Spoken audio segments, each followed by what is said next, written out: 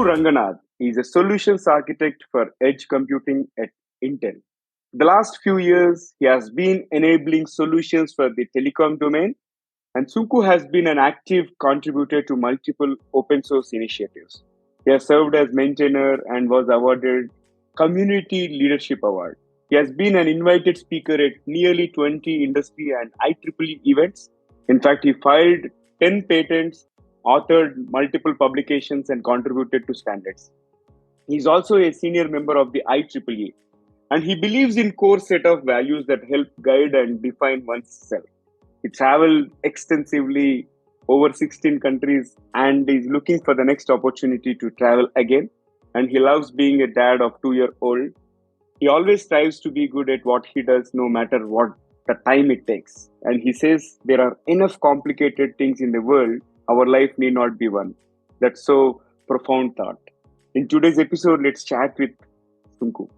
This is the Guiding Voice podcast series, TGV for a better future. Friends, I'm your host, Naveen Samala, just a fellow IT professional on a mission to make the world a better place to be. Through the Guiding Voice, successful leaders and inspiring individuals across the globe share their insights with the world, and our audience will acquire more knowledge and wisdom per every minute by tuning into our platform than any other podcast in this space. Because we drive conversations that matter and conversations that add value to your life and to your career.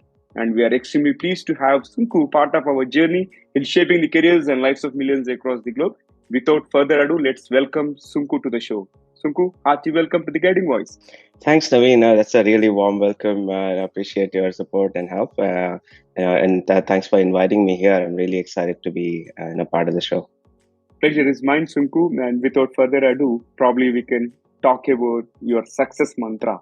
Please share the top 3 things that have helped you to be successful in your professional journey. Surely, the way you're introducing me feels like a big shot, but really any other engineer that you find on the street, to be honest. From top 3 things, right? You can look at it in a different way. You might have heard it in different books or different people. But to keep it really simple, right? Like one of the things, here are the 3 things that I've kind of learned or built up across my career.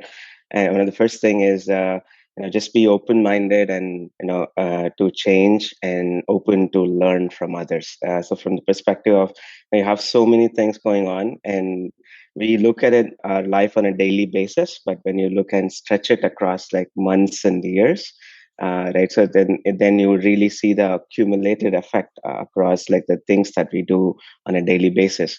So it's very important that I've learned is to be open to change. And most importantly, there are so many people that we interact with on a daily basis, on a yearly basis, rather, let's put it that way, that, if you're open to learn from others, then there's so many opportunities that would come knocking on your door on a yearly basis, so to say, right? So that's one.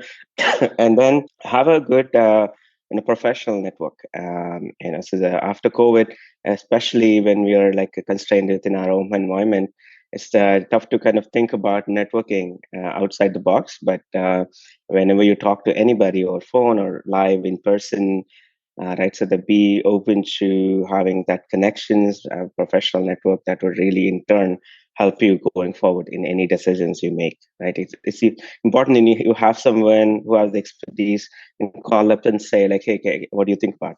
Right, so that's one of the things that I learned that you need. And most importantly, the last one is around failure is something people talk about, but in reality, on a daily basis, it's hard to discern what is success, what is failure, right? Someone suddenly recognizes a project you completed or an award you were given, but there's work towards anything that someone else recognizes. But so on a daily basis, before anybody gives you that recognition or they have that end result, it's tough to understand what is success, what is failure. So just because things don't go in your way or you have a lack of progress, that's not end of the world. And it's okay to not think about hey, succeeding all the time. It's you have to take one step at a time. And if things don't go your way, doesn't mean failure, doesn't mean success. It's the way it is. Right, so you have to think about replanning and making things happen, right? So It might take a while, it may take a short time, but that's the practice that you need on a daily basis, that so that you can go towards that success you have in mind, right? So yeah, these are high level things that I have in mind, but yeah, I mean, it's easy to get lost in so many like news around, or like positive thoughts, like social media is sharing a lot of things, so it's easy to get lost. But yeah, it's your core values. If these are in your core values, then yeah, it's easy to kind of remember these. Hmm. So one important aspect that you touched upon is failure is not permanent and failure is not fatal. And in fact, failures are part of the life. I think that's a great reminder, and everybody should think that it is not the end of the world. That's such a profound thought. And on that note, let's move to my next question. So Absolutely. you are currently working as a solutions architect, right? So how does a typical day in a life of yours look like as a solutions architect? Yeah, it's an interesting role as a solutions architect. Generally, you have an architect, a software hardware architect, and then the other side you have management professionals or business professionals in any company. So the solutions architect, the role is to kind of bridge between the business to what your department, market department, or your company's business needs are, versus tying them to the technical aspects and the technical solutions that your company is producing. Right, you write a piece of software, someone has to use it, someone has to talk about it and share it with others. Right, so the solutions architect is that bridge between product managers, program managers, their engineers, architects, and your business people. And the idea is that on a daily basis, you work with, you understand the nitty-gritties of the various products and software or hardware solutions that you might have. Right, so the no one would take in a few lines of code and then let me think about figuring out how to use it, right? So, but then there is a product to it, so you have to understand ins and outs of your product and figure out how to, from a customer perspective, how best you can take it and have provide it to them. So, from that sense, like in my role daily basis, it's about understanding the technical details and understanding the business needs, and then you on a daily basis you would sit down, implement, figure out the product, package the product in a way that your business folks and then your end customer would understand, and work with the business team to put together different aspects of this product so that you can share it with them. Right? So that's a kind of this is one of the things that your strengths should be both understand picture, the business angle of it, and also understanding the nitty-gritties of the various components of the product and solution, so that you can join them together and share it with your customer. Seems like an exciting role, and I'm sure our audience might aspire to get there. So it brings me to my next one. How can someone become a solutions architect, Sunku? Yeah, really good question. So when we get started in our career, right? So there is you don't find a job role that's a solutions architect, right? So it's something along the way. You pick up things, you learn about things. The same thing with being an architect or with a business person, right? You can do your MBA, great, but then so there is this role that it's a merge of the two aspects, engineering and the business angle, and to be kind of looking at into this role, right? So you need a little bit of experience in an like broad engineering aspect. So you're good at broad set of technical areas and technical domains. Right, there's multiple domains to any engineering product, where scalability or a systems engineering or security or usability, right? So there's so many aspects of these systems engineering, so that you understand this broad set of areas. And the other side, you have that inclination. You might not be the foremost expert, but you have that inclination towards understanding your customers, understanding what the big picture, where the company is headed, where the customers are headed. And then as a solutions architect, you are able to match make the various technical aspects and the solutions. So that's called the solution, right? So there's a problem the customer is facing. What can you bring together in terms of engineering solution that you can put together and give it to them? So you still needed to be hands-on, but you rely on the engineering expertise and the architectural expertise of the particular domain experts, right? They're always deep domain experts in each areas. So you rely on their expertise, and then your expertise comes in putting together this entire solution towards addressing the customer problem. And you have that ability to work with, talk to, and work with businesses, help people understand why a particular solution is the best for a particular problem, and understand the competition a little bit. So to be a solutions architect, you learn and understand the systems engineering really well, and you understand the aspects of business that can help address a technical problem. So it's not a really tough role, a hard role.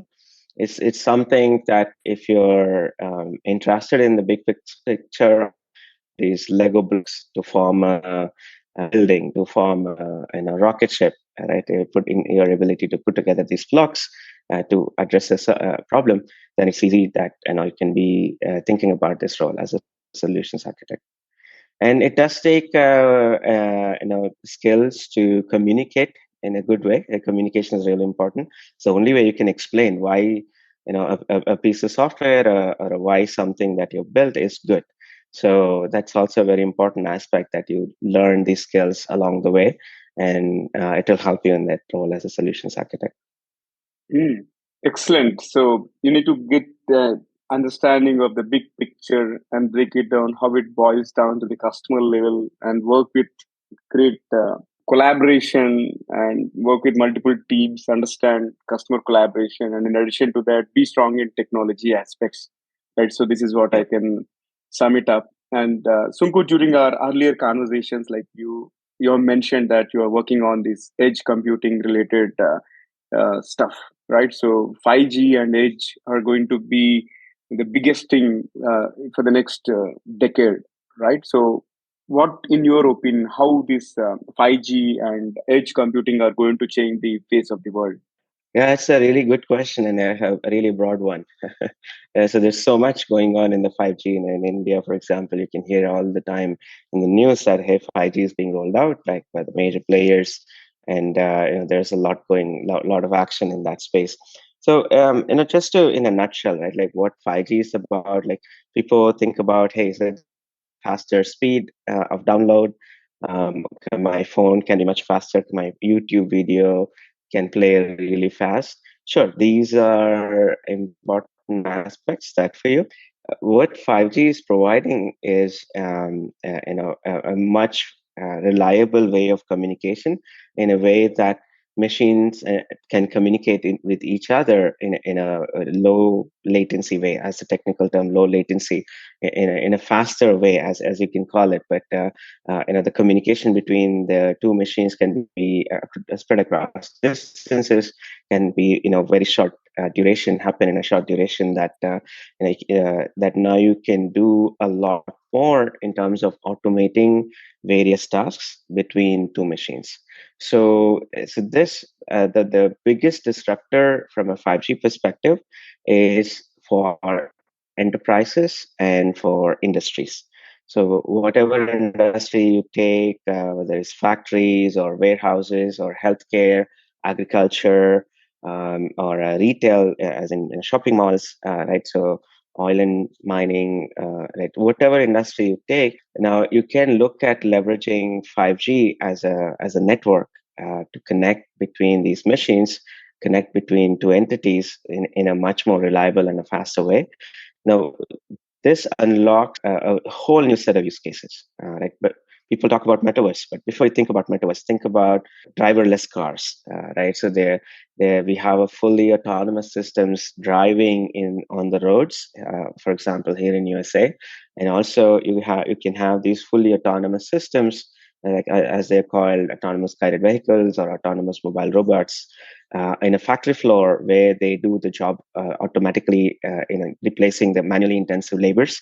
You can do that with these robots. For example, you can have a camera, have a wireless connectivity with 5G. You have this remote sensing, and much of your computing can be offloaded to a nearby server, like that can process a lot more, so that you can have communication between these two machines faster, so that you can have this fully autonomous vehicle, understanding the entire floor and doing tasks for you. or same way you can have a doctor. One doctor cannot be 10 places at the same time. So through this 5G connectivity reaching through different places, one doctor can be on a video call in a much easier and reliable way, and that way they can help multiple patients at the same time that could spread across different places. So there's so many use cases, right? So the agriculture and farming, you can have essentially robots. Saw an example where strawberries need to be picked. The robots can identify whether a strawberry is ripe or not and pick the right one, right? If there are 100 strawberries in a plant. So this low latency communication and ultra reliable communication helps you do a lot of this. And of course, the infrastructure that is needed to do this, right? Essentially the aspect of edge computing, which is needed to as a part of the infrastructure, is that moving computing closer to the end user. Instead of doing all of this in a data center, your laptop or your phone can only do so much. Instead of doing everything else, computing in the data center, you move the servers and infrastructure, computing infrastructure close to the end user. So you're putting servers and computing on the factory floor or a agriculture field or a hospital, that a lot of this video processing or artificial intelligence or data calculations are all done close to your company or within your company, that you can have this much faster feedback going back and forth between your end devices called Internet of Things devices versus your edge computing using 5G. So that enables you for low latency communication. And essentially, underneath, like people talk about metaverse. If you need metaverse one day, right, you want to live in your virtual world. So you need a lot of these infrastructure and 5G in place so that it enables you that cloud gaming and metaverse type use cases. And I can go on for a very long time on this, as technical depth as much as you need. But underlying what is to understand is not just about your phones having much faster download speeds. It's about enabling a lot of use cases between machines, because now you have a very reliable and fast communications between machines using 5G. Absolutely. I think future seems to be bright and scary at the same time, because if we start seeing these autonomous cars and all, especially I'm worried about Indian cars and all. In Indian roads, Indian roads are typical, as you may know, right? The kind of traffic influx that's happening and all. But anyways, any technology you take, it has its. So there's a lot of work going on in this area, right? So and introducing Indian roads are a huge experiment for anyone, like a huge challenge for anyone, like introduce a car and say like, hey, let it drive itself. So that's like if you can crack that, you can pretty much have them anywhere in the world. Exactly. If you do it in India, you're done with the world. Great. So pretty much anywhere. And I couldn't resist asking this question, because you mentioned you have recently received this Einstein VISA, right? So congratulations, first of all. And can you share with our audience what this Einstein VISA is all about? In fact, out of my ignorance, even I heard about it for the very first time, I must admit, in the public forum. But yeah, it would be great if you could share some insights around what that visa is all about and who all are eligible to that. Yeah, no, for sure. It sounds something wonderful, but for living in USA, if you need permanent residency, or commonly known as green card, right? So you can qualify multiple ways. And for an employee, for an employment-based category, there are one, two, three categories: EB1, EB2, EB3 categories. And one of the category under EB1, for which the dates of processing, and if you're qualify under EB1, your green card processing is really fast, essentially for Indian citizen, so to say, right? Because we have a lot of folks from India here. It takes years and years if you're in a different employment categories. So one of the category under EB1 is called extraordinary ability, which is what people commonly refer as Einstein VISA, or permanent residency with Einstein VISA. So this extraordinary capability, as the United States Immigration Department kind of defines, there are 10 ways that you can qualify for that. And if you have three or more qualifications under that, then you're eligible for EB1 extraordinary ability category. If you look in the website, the description would be around like if you have a Nobel Prize or like extraordinary Oscar awards for acting. These are all like immediate categories that automatically eligible to apply for this.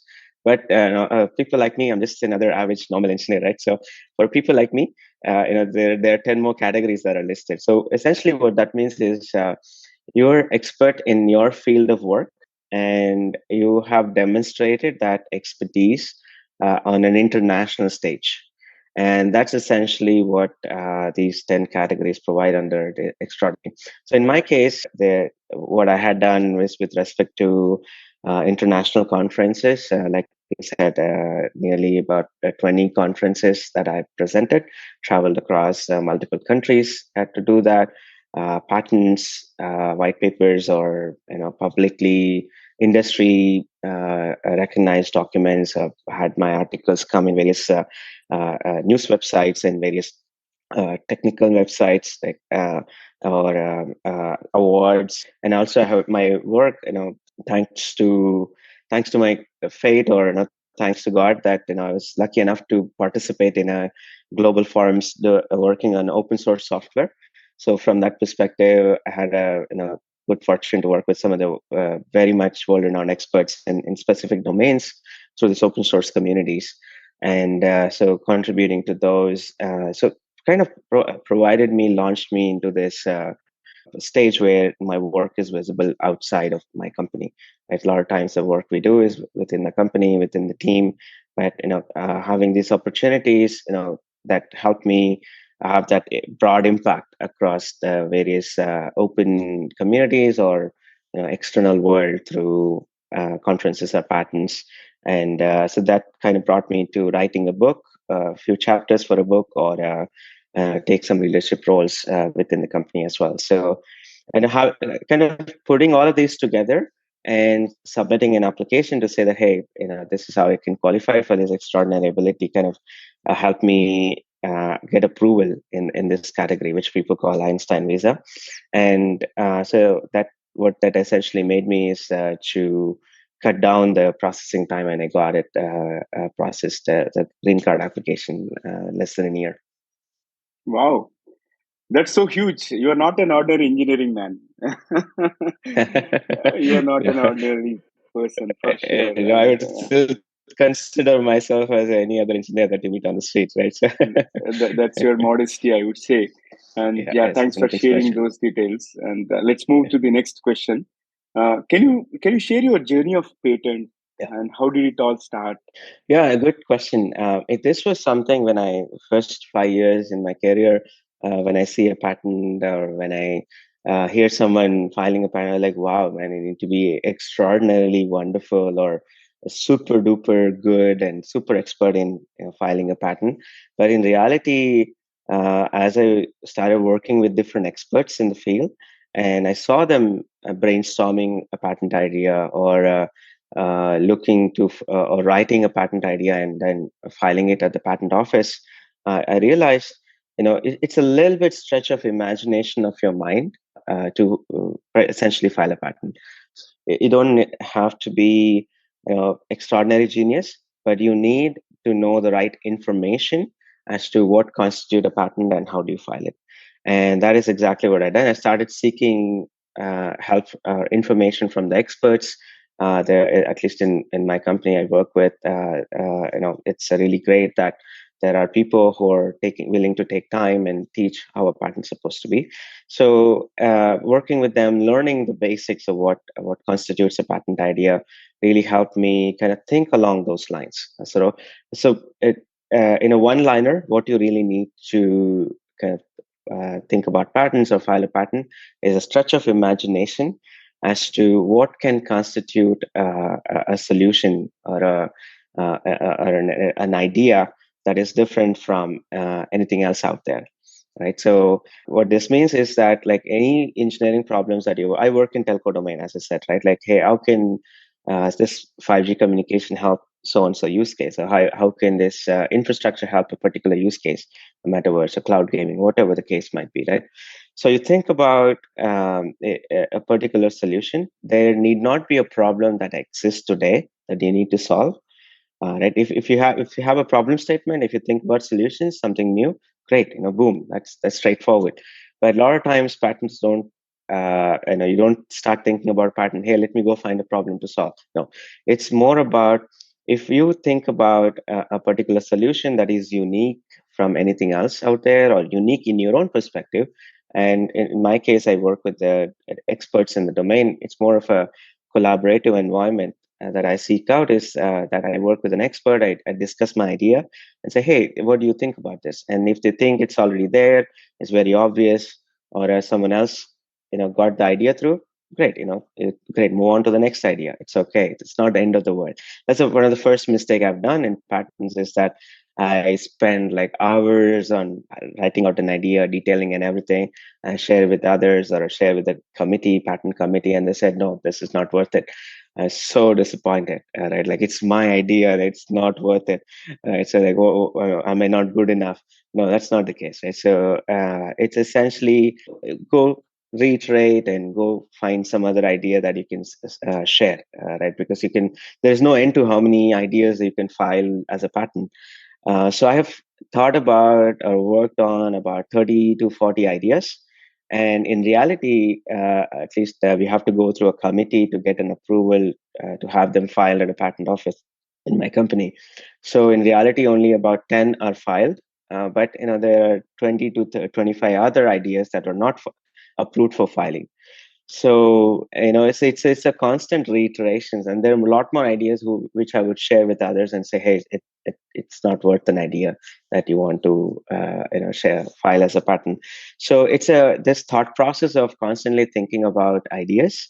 And it's you don't have to go and read a book or do a master's degree or a PhD to do this. It's more on a daily basis what you do.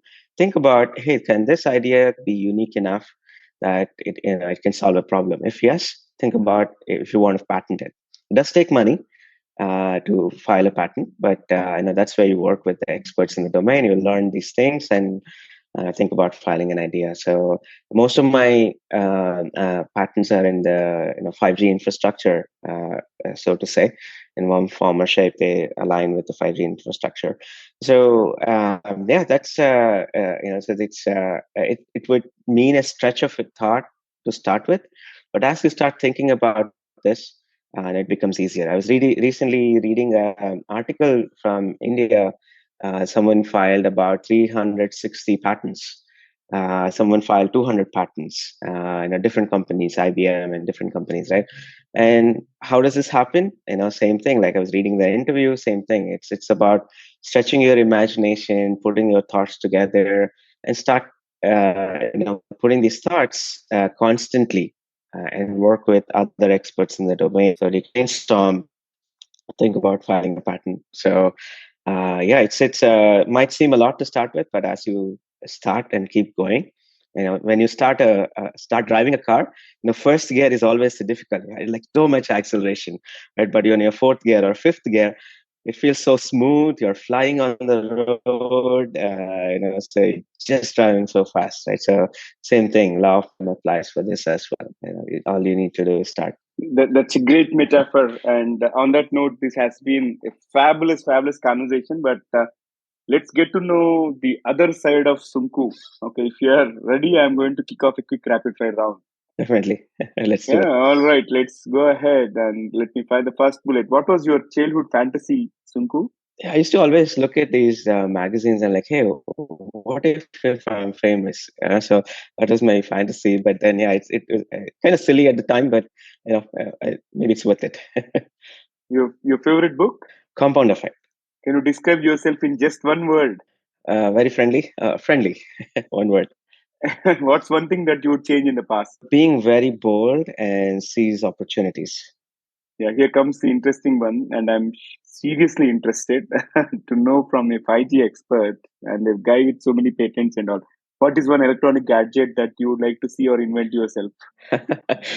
Sometimes I think maybe a time machine.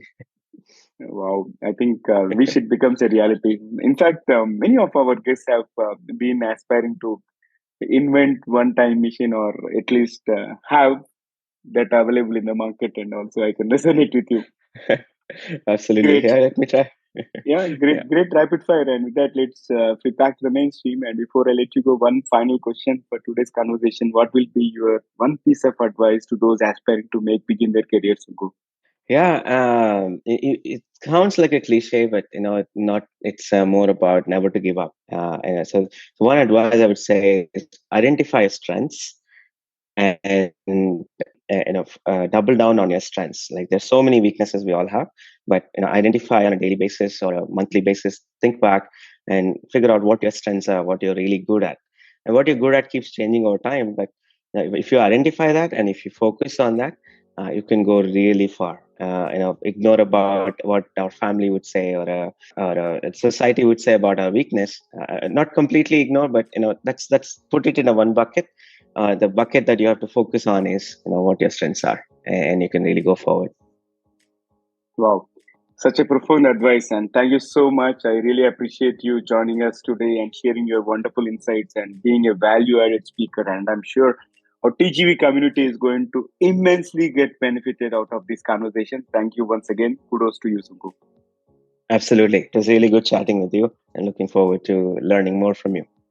Absolutely, and a pleasure to host you. And that was Sunku, our guest for today. And folks, before we move into the trivia section, here is a request to you: in case if you haven't subscribed to us, please subscribe from the app where you have tuned in from. Also, if you have loved this conversation and found it useful, please share with at least three of your friends or colleagues who can benefit from the guiding voice. Thank you so much in advance. Now let's hop into the trivia segment of today's episode. Today's trivia is about 5G. In fact, 5G, the future of 5G seems to be so exciting and so bright. So, I would like to share a few facts about 5G in today's trivia. According to researchers, about 1.5 billion people will have access to 5G by 2024. And it may not seem like it at present. However, 5G will cover about 40% of the world in next 2 years. And the Ericsson Mobility Report also revealed that by 2024, at least 65% of the world's population will have used 5G. And experts believe that 5G is more than a speed boost. It is being referred to as the foundational tech that will rev up the adoption of technologies like virtual and augmented reality. And as Sunku mentioned, metaverse might become a reality, right? So that's all for today. And thank you so much for joining me. Please feel free to share your topic recommendations and guest speaker suggestions through social media or email me at theguidingvoiceforyou@gmail.com. I'm your host Naveen Samala, just a fellow IT professional and a passionate learner on a mission to make the world a better place to live. Until next time, bye bye. See you all in the next episode with another wonderful guest and cover some exciting topics.